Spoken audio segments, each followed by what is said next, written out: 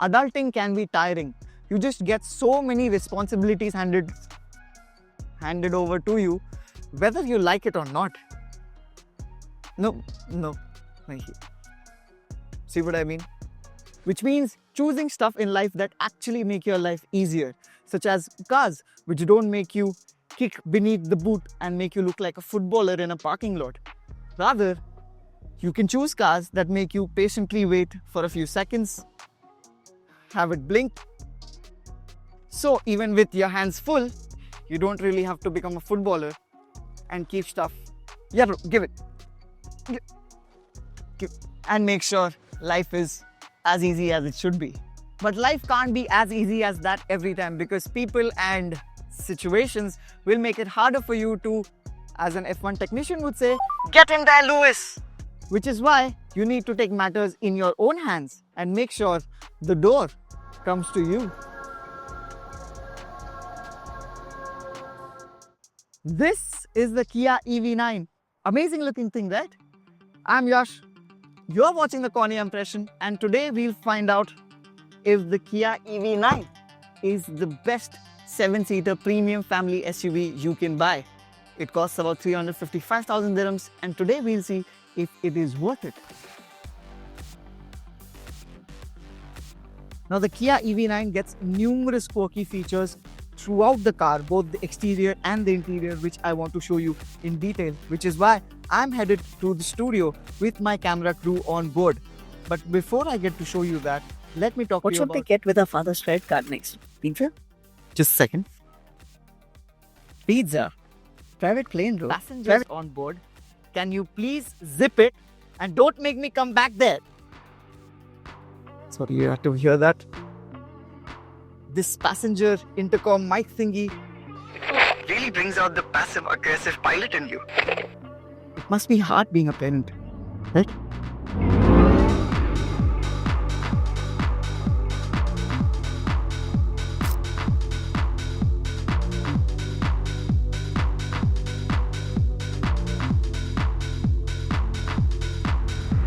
Which makes it crucial that relatively menial tasks like driving should be fairly easy for the parents. And does the Kia EV9 do that? Well, to quite an extent, because it gets a host of driver assistance systems. Stuff like adaptive cruise control, lane keep assist, lane departure warning. It actually changes lane automatically as soon as you press the indicator. All that is very intelligent. But my favorite one being the blind spot monitoring system, which shows you either sides or either corners of the car right on the speedometer gauge. And you need that blind spot monitoring system a lot more, because this car in its footprint is 5 meters in length and just under 2 meters in width. That is Range Rover territory in terms of dimensions. When you're out on the highway, it's fine. It doesn't bother you. But when you're out to snake through traffic, the only calculation that you have to do there is, will my car fit within the space that is there? Because it has that instant torque to make sure it goes through really quickly. But fitting through tight spaces, that's not really the Kia's favorite thing to do. But if you have figured out your spacing or how to place the car in tighter spots, this Kia EV9 packs a punch, because it does the 0 to 100 sprint in just over 5 seconds. How does it feel like as a driver? Let's find out. We are at 0, 3, 2, 1.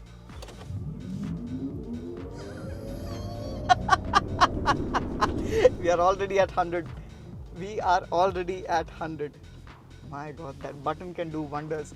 That was, by the way, sport mode on the Kia EV9. And it can do that sort of acceleration because this version, the one that we have, has a dual motor setup, which puts out just over 380 horsepower and gets a 100 kilowatt hour battery pack. Now there's a version that is lower to this, that gets just under 200 horsepower. So you can imagine the acceleration times are also much lesser. So you don't get that neck snapping acceleration with that variant. But if you want to get the EV9, I would suggest getting the GT line with the 400 horsepower, because that is the party trick of this car, at least while driving. But rapid acceleration and performance driving is not what you will be doing with the EV9. You will be cruising through highways, and that will be the most important requirement when you buy this car. And in that respect, the EV9 flourishes. I mean, the suspension really takes up the undulations, the brick roads really well. And that is especially considering the fact that this is not an air suspension. There are rumors that a GT version will come, not the GT trim that we have here or the GT line that we have here, but a GT version which will get 500 horsepower and a air suspension setup. But even this, without any of this, just does fine. And I think in terms of ride quality, it really takes it up with the big boys with the luxury badge. The only thing that will keep you startled is the amount of weight this has to shift, because this is close to 2.7 tons thanks to the 100 kilowatt hour battery. And when you push it through corners a little faster than you would want to, you can feel the weight swing like a weighted pendulum. So I would recommend not taking it through the corners as fast as possible, but do that when you have a straight line. And that way you'll keep your children not motion sick. But now that we've discussed all of that, we've almost reached our studio, and that is where I'll show you all the quirks of the exteriors and interiors of the Kia EV9.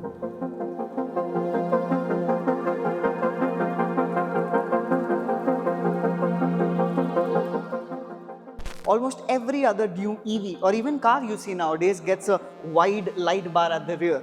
The EV9 does not. And that sets a precedent as to how different Kia wanted the EV9's design to be. It gets a more Christmas tree-like design for the tail lights, almost an original design. 4-spoke, quirky alloy wheels, you can get more options in that. A very edgy design all across the profile of the car. But where I want you to focus on is these, the headlamps. Now before that, because this is an EV, you get a wide grille, or rather no grille at all. But this gets some lights embedded within the grille, kind of makes it very distinctive, kind of makes it stand out from anything else on the road.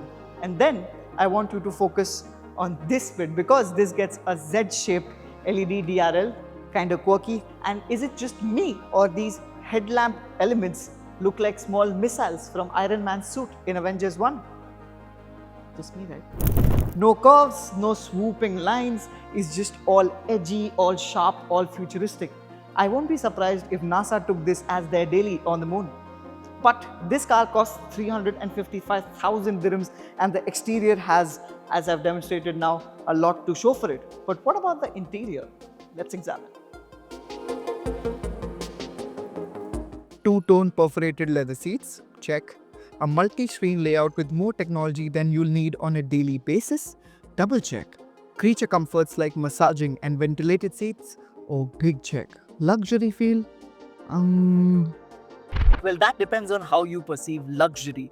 If a leather-brimmed dashboard with contrast stitching all over the upholstery is what you want, you won't get that with the EV9.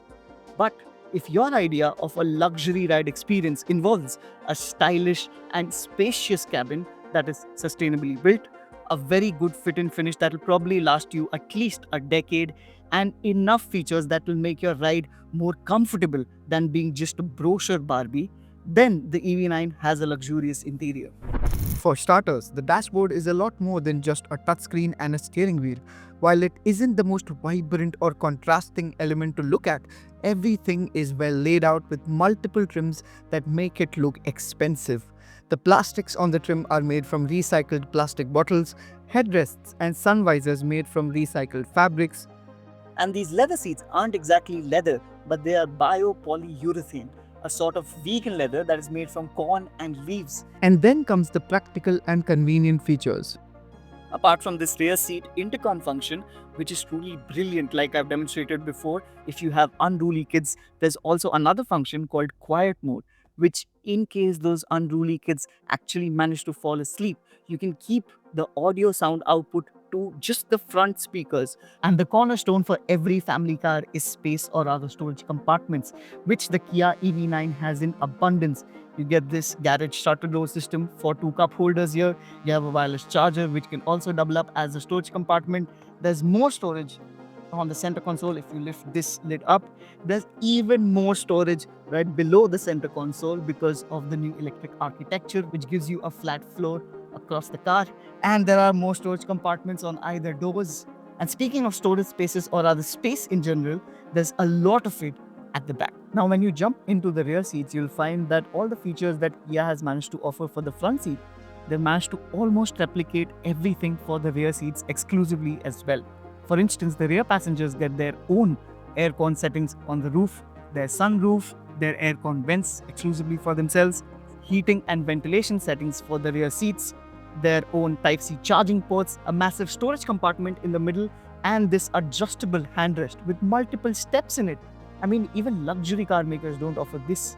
Now, we have the 7-seater version here, but you can also have the EV9 in two feature-rich 6-seater versions, which basically one of them has swivel function, so the two captain seats can practically swivel around, so the rear passengers can have their own lounge-like area or lounge-like setup. And there's the other one which basically has a lay flat function, so these captain seats can practically turn into a bed. One of the more practical or most important requirements of a 7-seater car is those last row of seats. Now with the EV9, you get this one-touch tumble function that basically does all the seat pushing job for you. But even then, the last row of the seats is fairly comfortable, and not just for children but for adults as well. Now, I actually asked some 6-footers to sit on these rear seats, and they happened to tell me that this is one of the more comfortable last row seats they've actually sat in. Not even full-sized luxury SUVs can do that. And it also gets its own recline function. And even with all that, you still have about 300 liters of boot space. That is almost the size of a regular hatchback boot.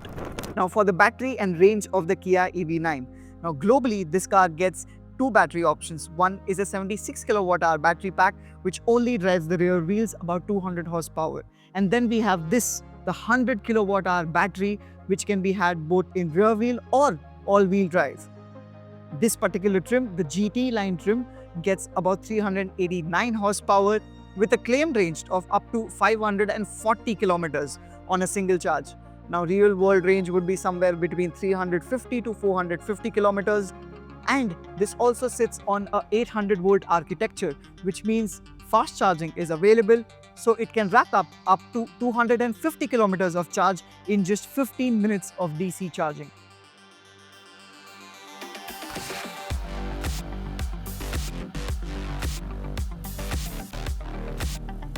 So, is the Kia EV9 the best 7-seater family car? More importantly, is the Kia EV9 worth its 355,000 dirham price tag? To look at it objectively, it does quite a lot of things right. To start things with, it gets the looks spot on. Sharp, edgy, futuristic. It just looks very cool on the road. And then it is a very spacious car for a 7-seater and gets abundance of features for all those 7 respective seats. It gets sustainably made interiors, which kind of adds on to that EV factor and environment conscious factor as well. The fit in finish is very good and should probably last at least a decade, and it gets a decent range of 450 kilometers with a very exciting acceleration party trick. However, there are only two things that I think should be given a thought before you buy the EV9. First is, it doesn't get park assist.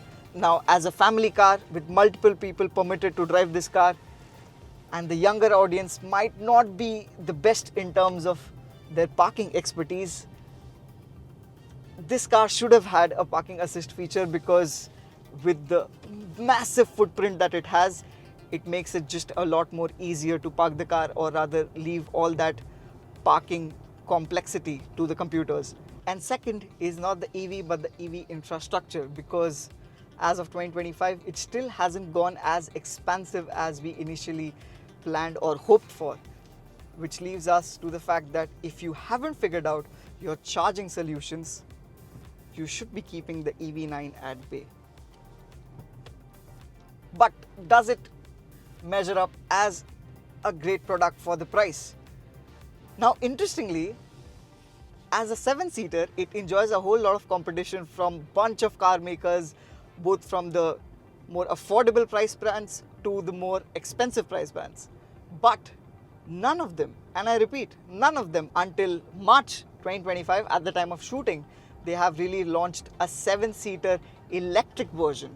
So Kia kinda has carved out a monopoly for it until the other people also come along. So until then, this is your only solution to an electrified 7-seater premium SUV. So it all kind of comes down to a choice on what is your priority with your family car. A luxury badge, an off-roading car with just 5+2 seats, or an actual 7-seater with electrified powertrain. I know what I'll be choosing if I want a strict 7-seater.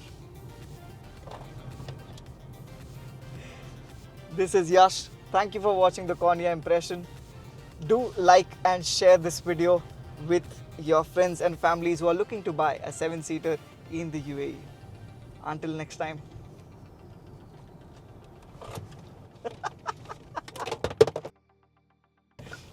Until next time.